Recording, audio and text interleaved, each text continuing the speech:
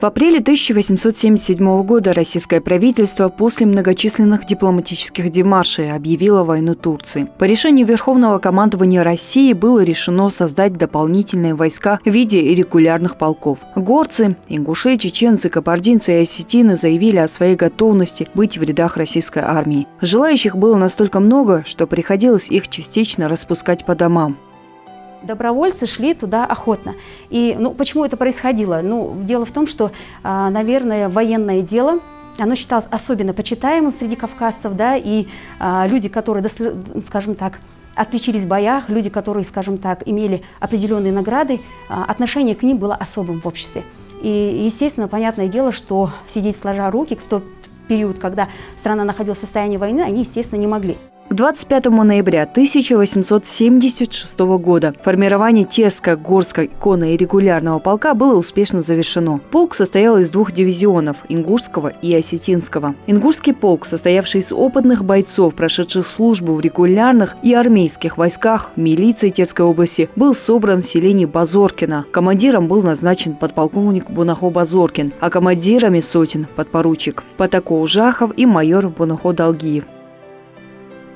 С первого до последнего дня войны полк находился на Балканском театре боевых действий. Воины-ингуши отличались особой храбростью, а в сражении за село Кацелово 3 ноября 1877 года показали чудеса мужества и стойкости.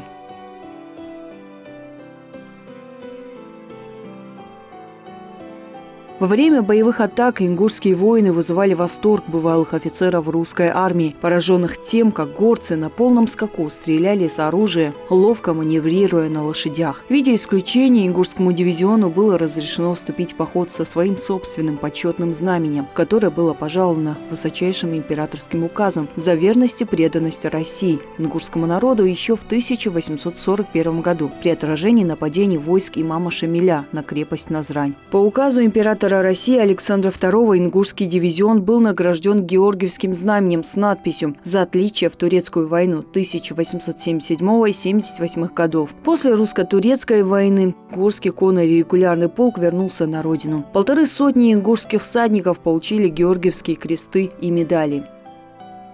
Перед началом Первой мировой войны участники Терско-Горского конно-регулярного полка вошли в состав сформированной Кавказской туземной конной дивизии. Наш ингушский полк являлся важной частью Кавказской туземной кавалерийской дивизии, или как по-другому еще ее называли дикой дивизией. Ингушский полк был одним из 6 полков и был сформирован в начале октября.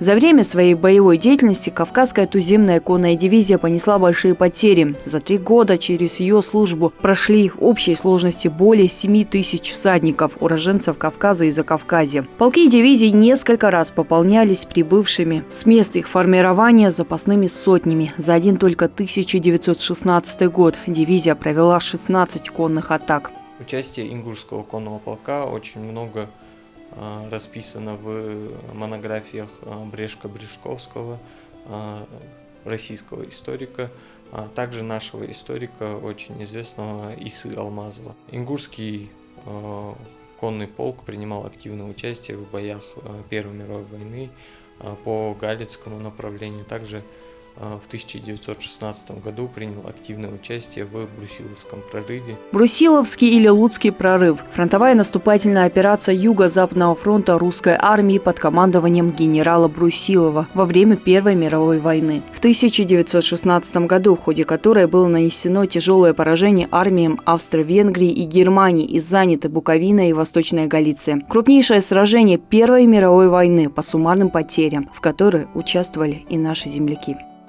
Армия противника, состоящая из австро-венгерских и немецких формирований, понесла очень большие потери, а наша армия углубилась внутрь территории врага.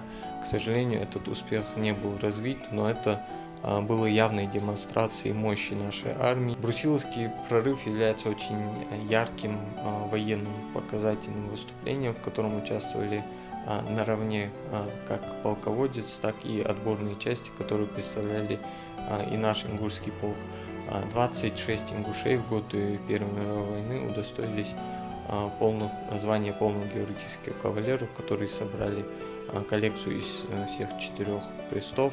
а также около 150 человек было неполных. В Ингушском конном полку было 4 сотни, которые несколько раз сменялись. Очень много наших земляков погибло в те годы. Отличительной чертой внутренней жизни Кавказской туземной конной дивизии была особая морально-психологическая атмосфера, сложившаяся в ней, которая во многом определяла отношения между ее офицерами и всадниками. Так, важной особенностью всадника-горца было чувство собственного достоинства и полное отсутствие какого-либо раболепства и подхалимства. Выше всего ценились не чины и звания, а личная храбрость и верность. После окончания войны участники Терского, Горского, конно-регулярного полка, а затем и Кавказской дивизии вернулись на родину. Но дальше их ждала гражданская война, но это уже другая история.